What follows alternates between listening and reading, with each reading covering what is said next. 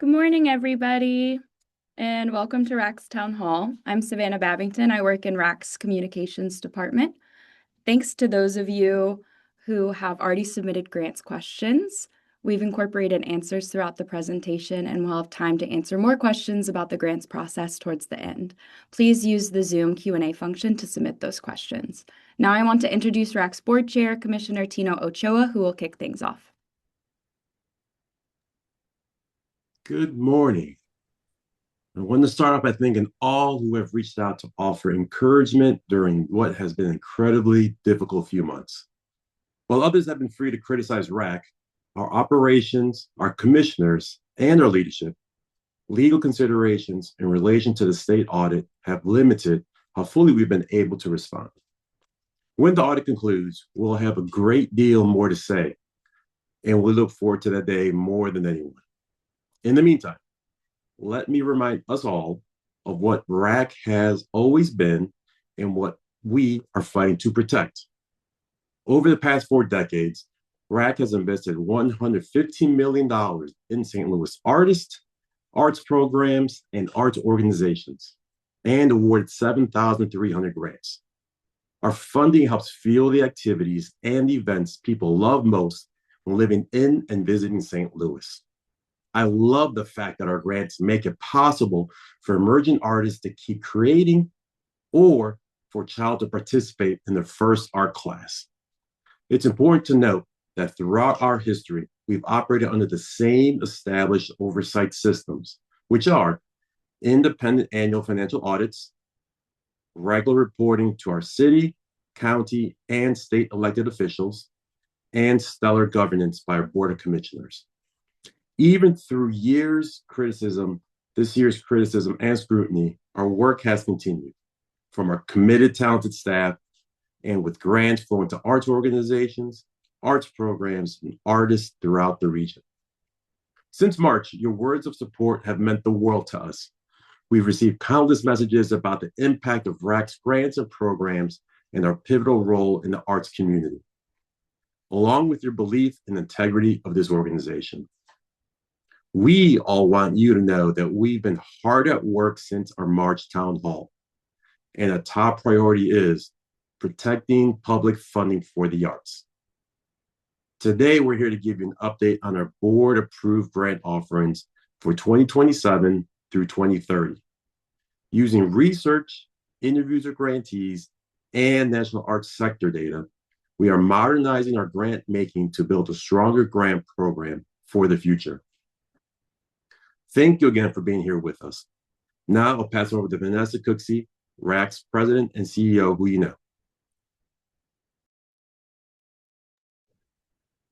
Good morning. Thank you, Tino. I want to first echo Tino's thanks to all of our grantees and supporters who love and believe in the arts. It has been a challenging last several months, but you all hopped into action and raised your voices in support of RAC and of me personally, and I appreciate that. Everything from cards like these and gatherings, it just made the difference and have just shows how committed our organizations, artists, creatives are to ensuring that the people that live in St. Louis and visit St. Louis have a vibrant arts community to engage with. And so this is just continue to keep us in your thoughts and support us because we are really focused on making sure that we protect public funding for the arts. And we know it's no surprise to you that public funding for the arts is under significant pressure at the national and state level. The Missouri Arts Council was up for a 70% reduction in their budget, but because of efforts like Missouri Citizens for the Arts and advocacy at every level, individual artists, arts organizations, arts programs, that reduction was only 30%, which is still significant and will have an impact on our community, but it takes us to communicate to our elected officials, particularly in Jeff City, how important the arts are. We're seeing declines in corporate philanthropy geared towards the arts as well. So, what RAC is experiencing is part of a broader national playbook, and we are doing our part to ensure that we deliver $5.3 million in grants to artists, arts organizations, and arts programming in this calendar year and fulfill the commitments of our FY26 work plan. We also know that there are certain civic and business leaders who want to redirect hotel motel tax that is currently dedicated to the arts to other tourism, convention, and sports priorities. I think this is short-sighted, and it will require us to stand together and continue to communicate that the arts matter and they're a cornerstone of a vibrant community. And so just thank you for taking action to support RAC and to protect public funding for the arts. We must continue to do that throughout the year and going forward. Now, as I do with most town halls, I do want to share a financial update and answer your questions that we've received in advance about our 2026 grant making. As you can see on this chart, we have received $3.4 million in our hotel motel tax revenue. We have committed to distributing $5.3 million to our grantees. We're forecasted to receive just over $8 million for this fiscal year, and it has literally taken both first and second quarters for us to meet the forecast of $3.4 million. We need absolutely every month in third quarter to receive hotel motel revenues in order to have $5.3 million to distribute. So, as I announced in December of last year, as much as we wanted to be able to distribute grants in third quarter, this year is just not possible. We do need third quarter revenues in order to continue to pay our grants in full and upfront. So, for those of you who have been RAC grantees for quite some time, you'll remember that we used to pay grants quarterly because that's how our revenues are structured. You know, we get money every month, but we need the full quarter in order to meet the forecast.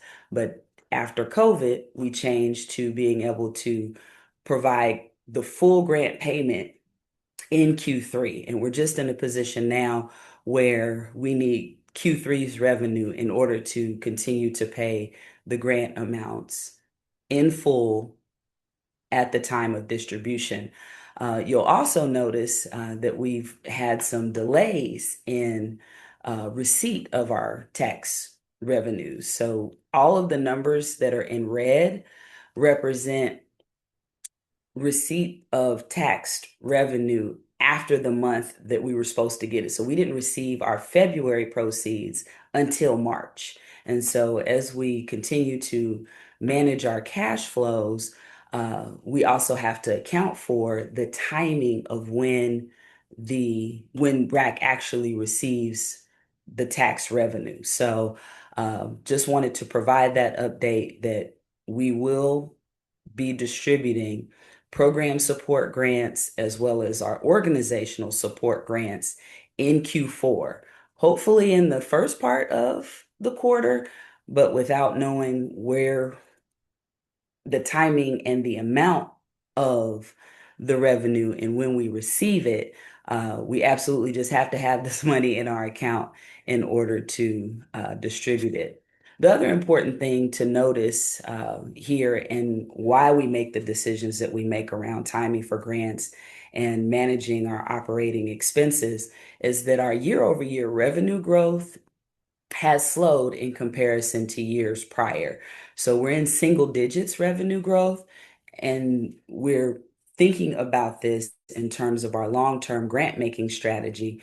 But just know that our top priority is to get as much money to artists, arts organizations, and arts programs as possible. So we are going to continue to monitor our revenues, and as soon as we get to the $5.3 million, we will begin distribution of the program grants as well as the organizational grants. Right. I wanted to also thank our grants team, Ann Hobrick, our grants director, and the entire grants team for continuing to be proactive in their communication with our grantees about the status of your grant payments, all communications for artist support grants for 2026, program support grants, and organizational support grants have been distributed. So if you are receiving a grant, you've received those communications along with the steps that are required to complete the documents that we need in order to process your grant. If you're not receiving a grant this year, those communications have been distributed as well. So thank you to the grants team for continuing to be proactive in our communications to grantees.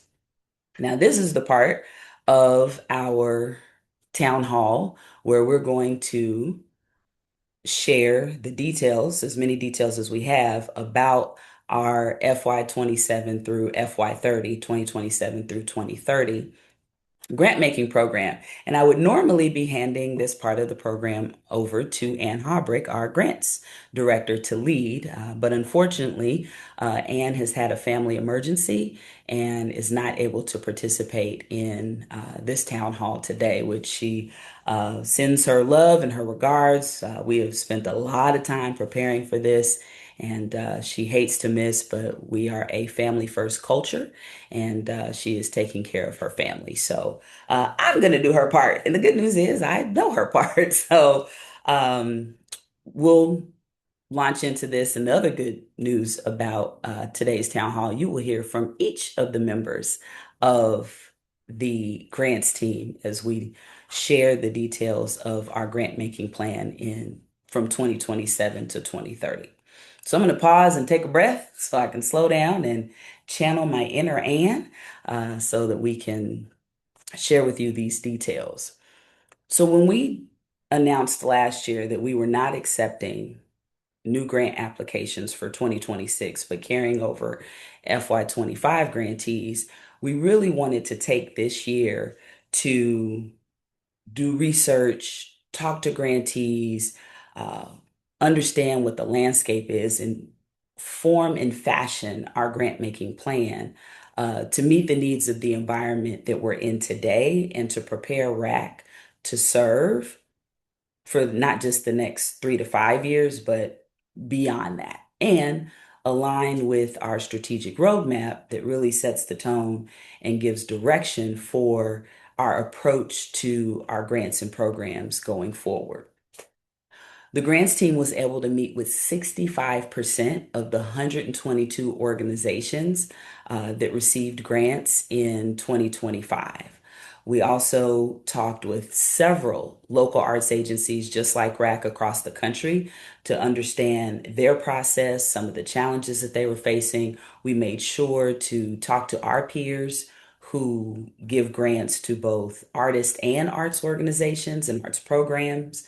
We established a relationship with SMU Data Arts, who they produce the Arts Vibrancy Index as well as the Cultural Data Profile. And thank you to several arts organizations who have participated in the Cultural Data Profile for filling out that information. Has really helped us to understand what the economics of your organizations and the challenges that you're facing. We've read reports. We really took the time to understand what's happening in the ecosystem so that we could build a grant program that is responsive to that. And that's what we've really done, through a variety of challenges. We did it during COVID, and throughout RAC's history, we have worked to evolve our practices. And this is what you'll see reflected in the grants program is our efforts to modernize and evolve.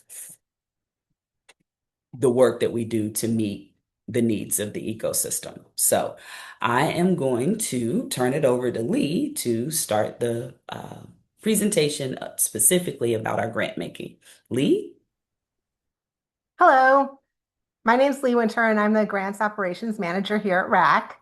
2026 has been a really busy year for the RAC Grants team. As Vanessa mentioned earlier this year, we connected with many of our 2025 organizational grantees. The grants team met in person with the executive directors and key staff for 80 out of the 122 grantee organizations. And we'd like to really thank these grantees for their partnership and candor.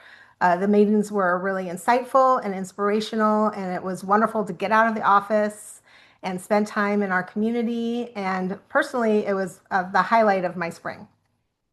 So the purpose of these meetings was to deepen our understanding of our grantees' work, learn about priorities and needs, and identify how RAC can best support our grantees in the foreseeable future. We learned that general operating support and unrestricted funding is vital.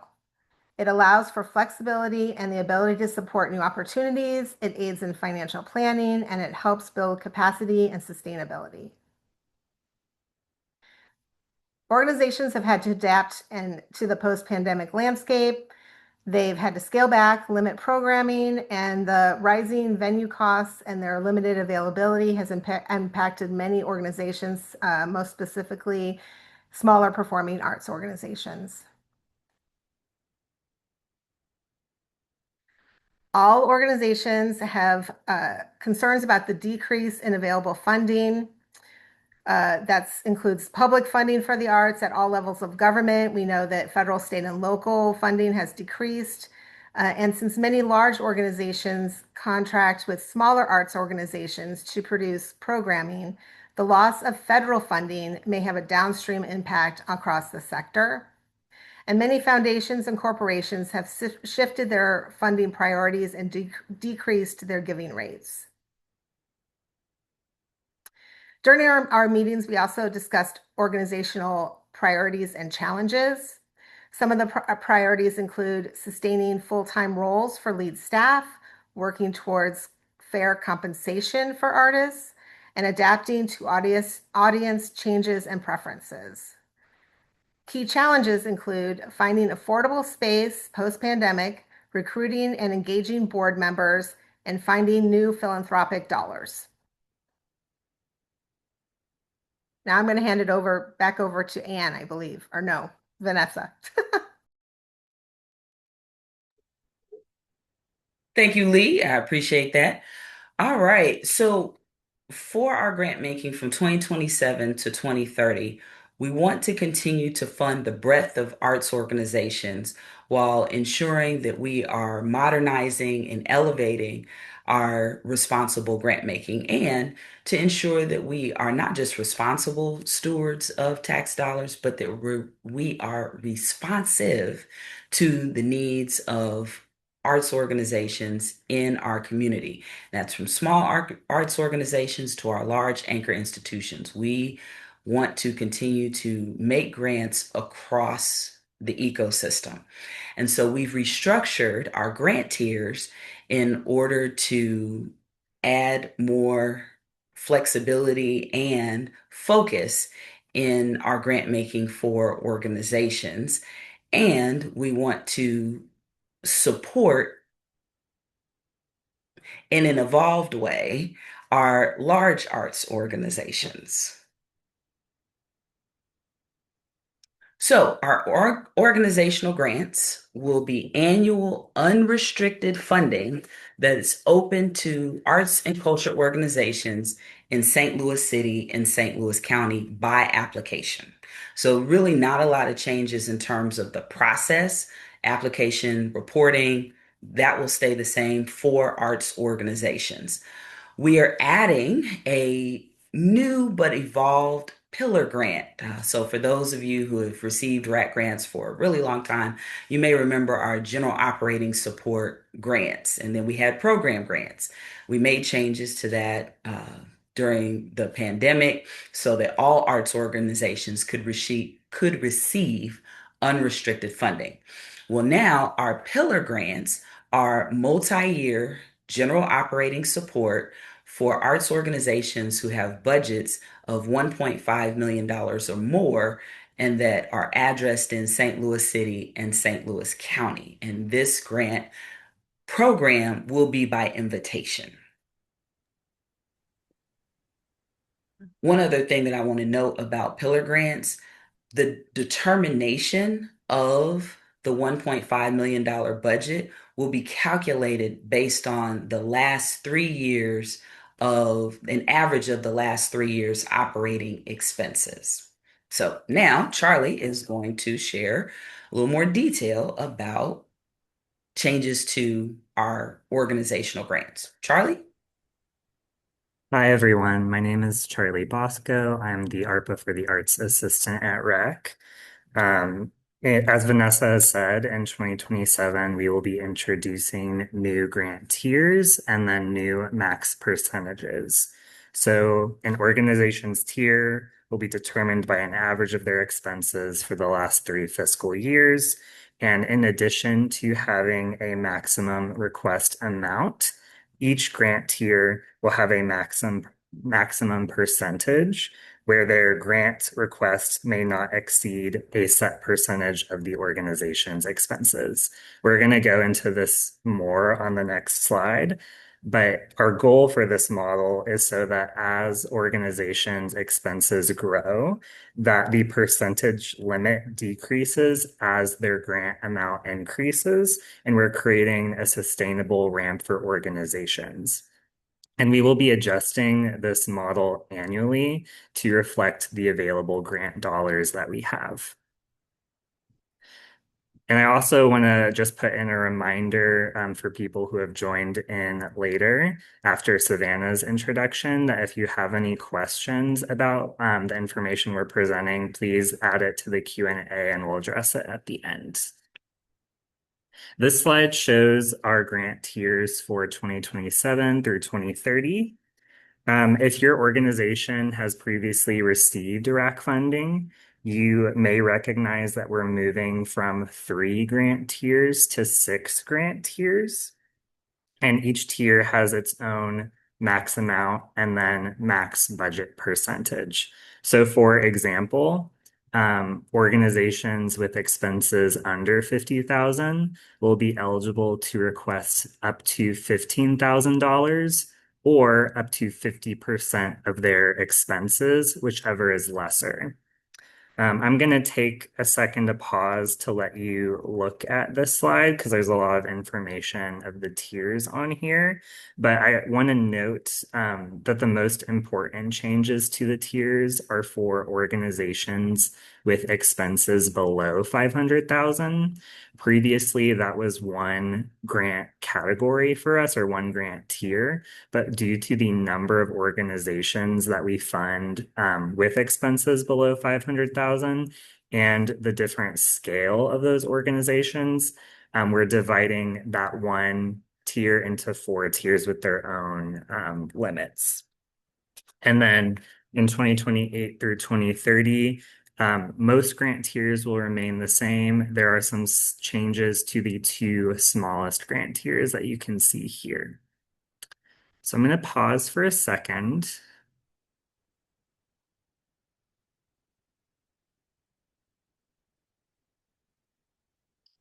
And the information that we're sharing, including this chart of grant tiers, will be posted on the grants page of our website afterwards. So you will have access to that information after this town hall.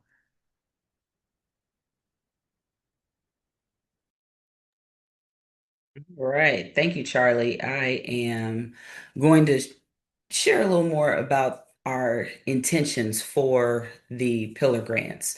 We manage and balance our resource allocations across the entire arts ecosystem. And given the scale and operational cost and the community impact of some of our largest arts organizations, we believe believe that by implementing this pillar grant, this will not only help stabilize and ensure reliable funding for the larger arts organizations that have budgets of at least expenses of at least $1.5 million or more, but it will allow RAC to continue to develop deeper relationships programmatically, have different levels of accountability for these arts organizations.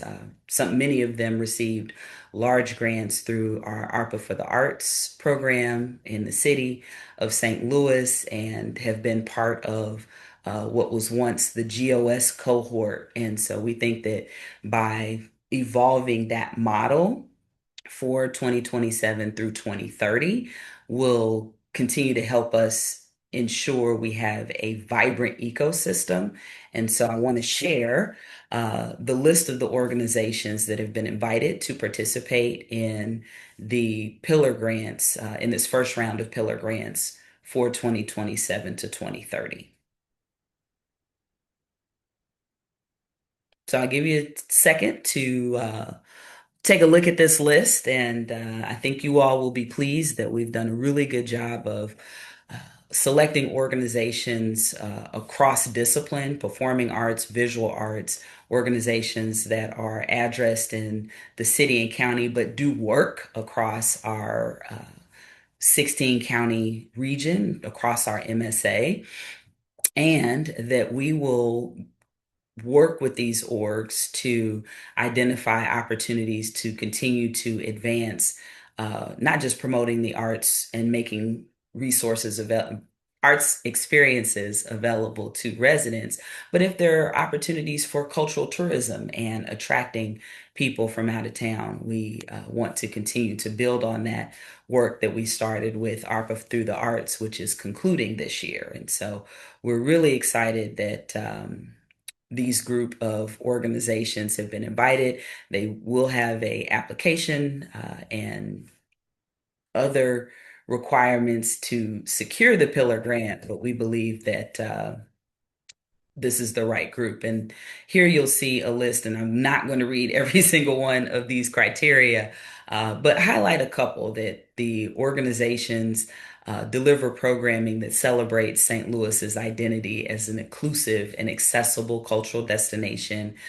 Many of these organizations have well-established arts education programs, and we will be requiring that there are a minimum of two youth-focused programs that happen annually and are available to the community at large. And another aspect of this criteria that I'm really excited about is that we will encourage one or more partnerships with smaller and mid-sized arts organizations. And we think that that's important as we continue to hear from arts administrators and arts leaders the importance of collaboration within our sector and even cross-sector collaborations with other sectors. And so I'll pause to give you a chance to look at this. Please don't feel rushed to have to take notes and write all of this down after the town hall. In addition to providing this recording, we will provide this presentation along with some other resources that we'll talk about towards the end of the town hall. So we will make this available this week.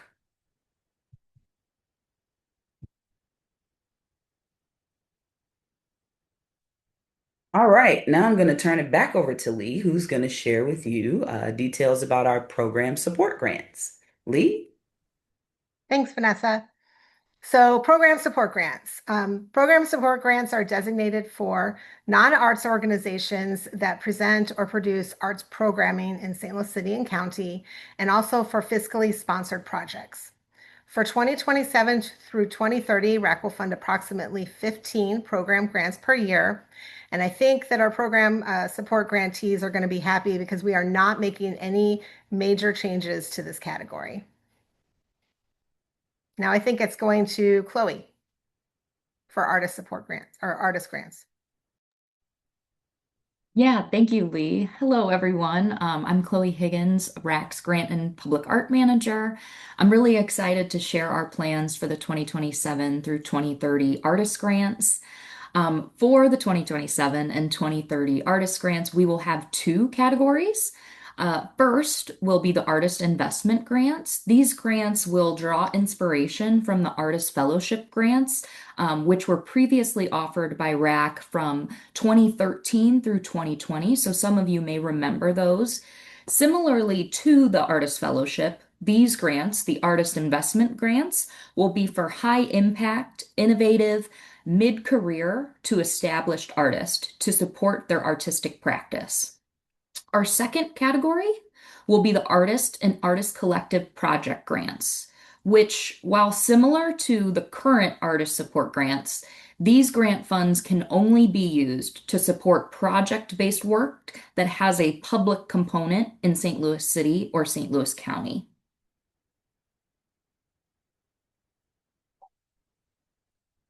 So again, the purpose of the artist investment grants is to support high impact, innovative, and mid-career to established artists. The grant award amount will be up to $25,000, and we anticipate granting up to 10 awards annually. For the artist project grants, again, the purpose of these grants is to support project-based work with a public component in St. Louis City and/or county. We anticipate the award amounts will be up to $5,000 for individuals that are applying by themselves and $10,000 for artist collectives. And we anticipate that we can grant approximately 70 to 80 awards annually in this category. Both of these artist grant cycles will include a panel review process, publicly communicated criteria, both city and county representation, and we hope that the guidelines and eligibility will be communicated later this fall.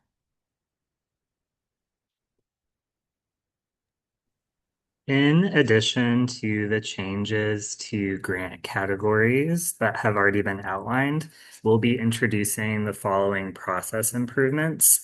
And these come directly from our due diligence meetings with our organizational grantees and then our conversations with other local arts agencies. So thank you again to all of those organizations that met with us this spring. It really helped us develop and introduce these improvements.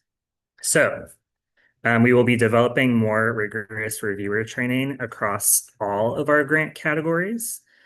We will be setting a policy to determine grant amounts based on our actual revenues. And then for the organizational grants category, we will be further defining the score variation review process and sharing that with the guidelines. And we will be introducing a letter of inquiry process, which will be required for all new applicants to the organizational grant category only. We'll be removing the appeals process, also only for organizational grants. And then for all of our grants to organizations, so that includes organizational grants, program support grants, and pillar grants, we will be moving to in-person meetings for our annual due diligence and final report process. We found when meeting with our grantees that it was a good way for us to keep in touch with what you're doing and have a better understanding of your work. So we want to move towards more in-person meetings rather than a written final report.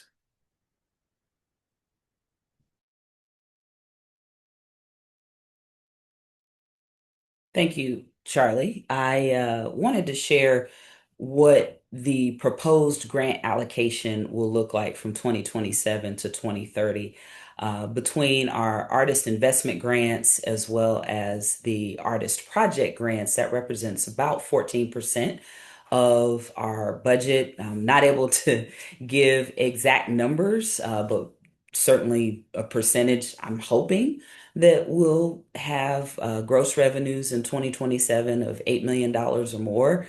But we'll see. So these are just to give you a sense of how the distribution will happen. Our program support grants will represent about 9%. And then, of course, the overwhelming majority of our budget, about 70%, will go to organizations, either through our pillar grants and or through the organizational grants. And so this is, our intention to make sure that, again, we are able to make grants and distribute dollars across the ecosystem that makes up our vibrant arts community, from artists to arts programs and arts organizations. And we are prioritizing organizations over the next 3 years because we believe that that's what's important to ensure that the ecosystem is strong and we can weather some of the national, state, and even local funding challenges that we're having across the board.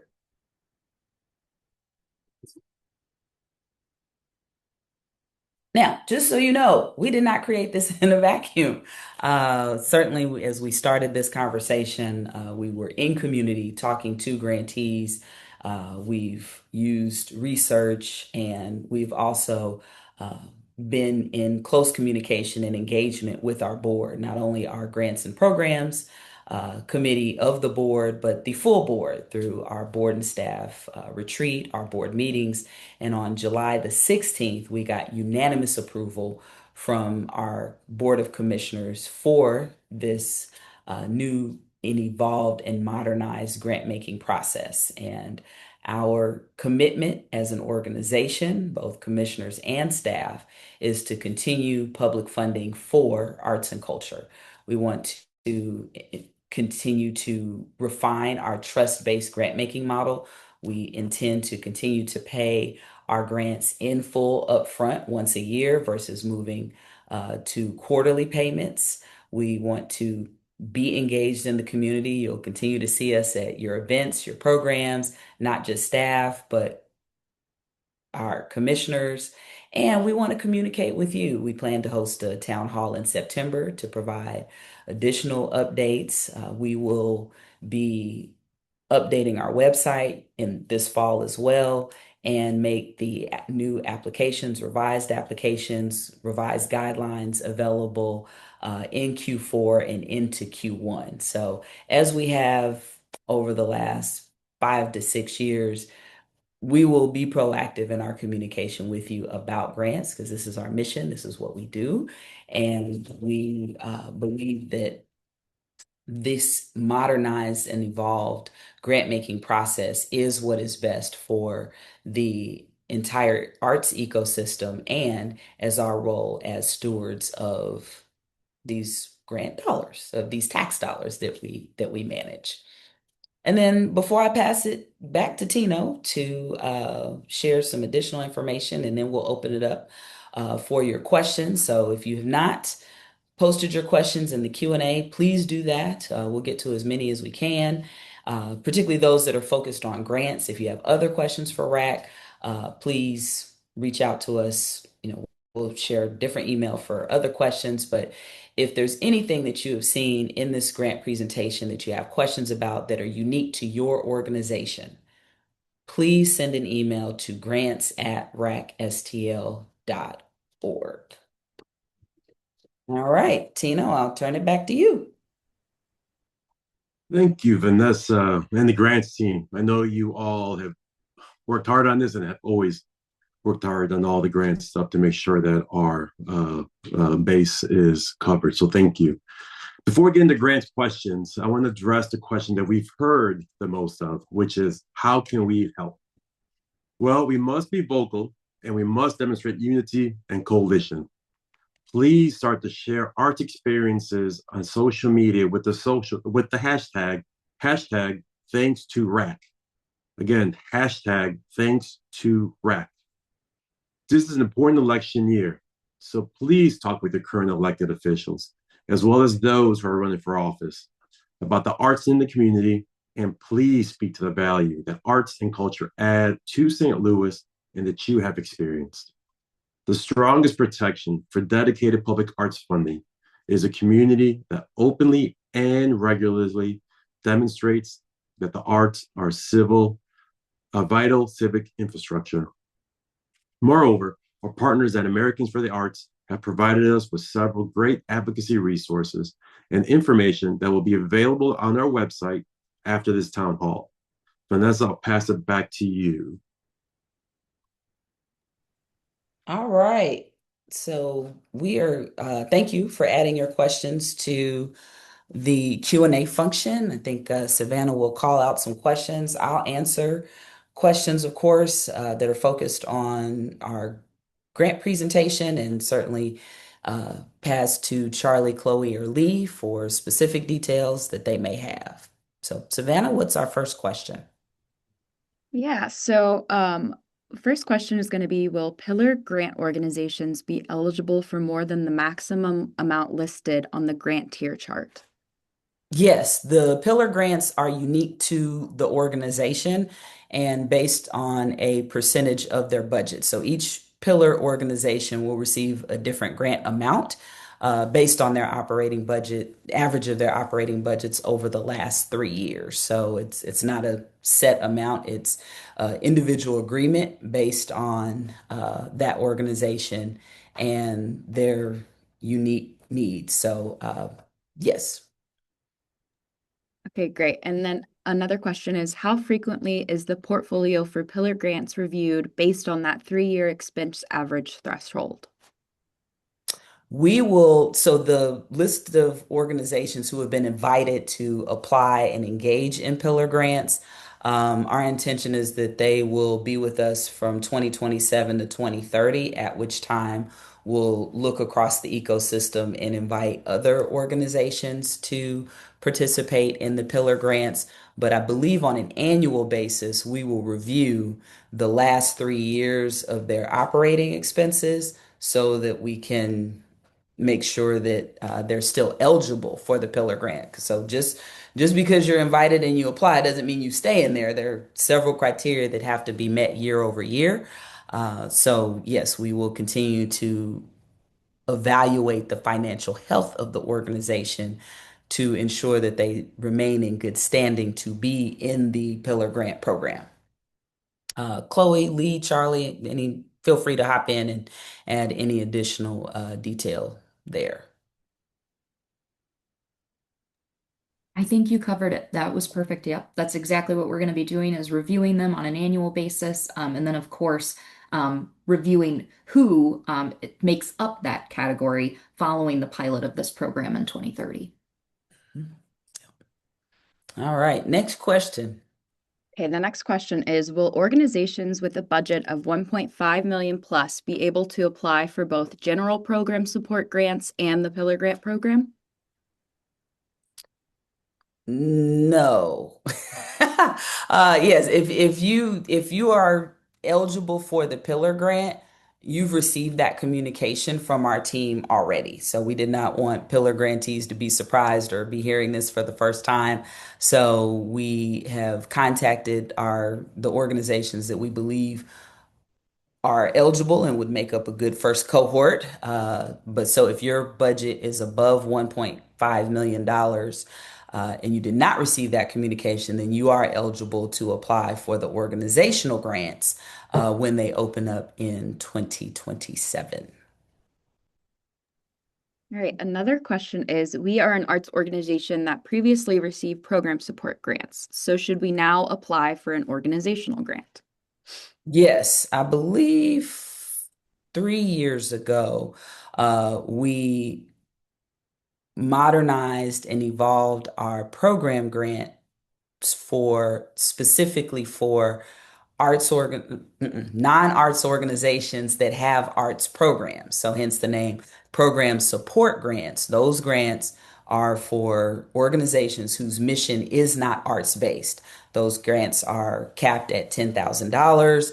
And so if you are an arts missioned organization, you should have been, if you've applied and gone through the process, you should have received organizational support grants, and I believe we started that in 2023, kind of post pandemic. So yes, if the mission of your organization, as stated in your 990, is arts related, then you are eligible for organizational grants, which is unrestricted funding for your organization.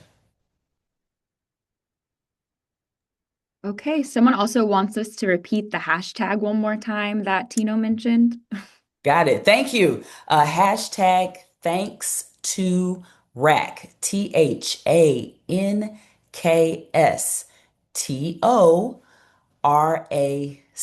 Hashtag thanks to RAC. And the reason why this is important, particularly echoing what Tino said, this is an election year, and I would encourage everyone to reach out to your state representative and your state senator and share with them the importance of the arts experiences that you create so that the people that live here every day love living in St. Louis. We have over 600 arts and culture nonprofits in this region that make our community a great place to live. And in addition to sharing with your state representative and your state senator the importance of the work that RAC is doing, please share that same information with your U.S. representative and your U.S. senator, because we know that what happens to the NEA has an impact here in our local community, as well as what happens to RAC. But most importantly, when it comes to your state representative and your state senators, uh, encourage them to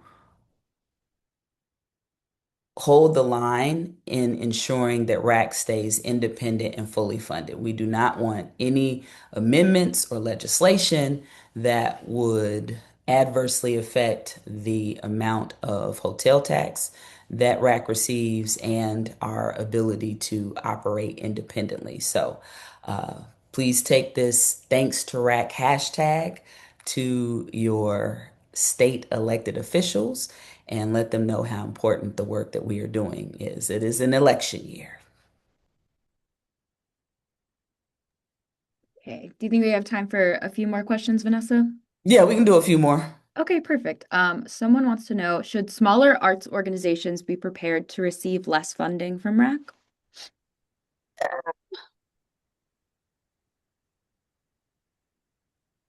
I personally don't look at it that way.